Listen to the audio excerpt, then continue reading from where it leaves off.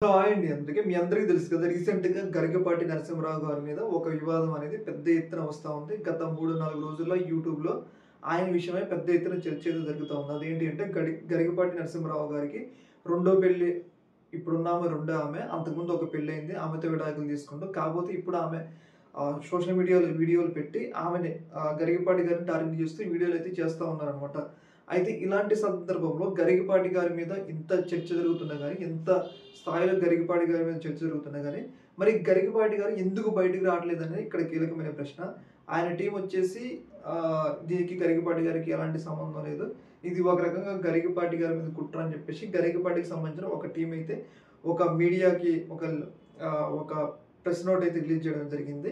ఎవరైనా గరికపాటి గారికి సంబంధించి ఏమైనా వ్యతిరేక కథనాలు రాస్తే వాళ్ళ మీద చర్యలుంటాయి, చట్టపరమైన చర్యలుంటాయని చెప్పేసి ఆయన ప్రకటించడం జరిగింది. అయితే ఈ యొక్క ఇష్యూలో ఆమె చెప్పేది నిజమా కాదా అనేది గరికపాటి గారు స్పందించారు. ఆయన స్పందిస్తే ఎలాంటి ప్రాబ్లమ్ ఉండదు కదా! ఇప్పుడు ఆయన మామూలుగా సాధారణ వ్యక్తో, ఈ సినిమా ఇండస్ట్రీకి సంబంధించిన వ్యక్తో, లేకపోతే ఏదో ఫీల్డ్‌లో ఉన్న వ్యక్తో అయితే ఇంత చర్చ ఉండదు. ఎందుకంటే గరికపాటి ఒక ప్రవచనకర్త కాబట్టి ఆయన ఏమంటారు మహాభారతాన్ని అలాగే రామాయణాన్ని ఎప్పటికెప్పుడు వల్లవిస్తూ ప్రజలకి ఒక మార్గదర్శకం చేసే వ్యక్తి.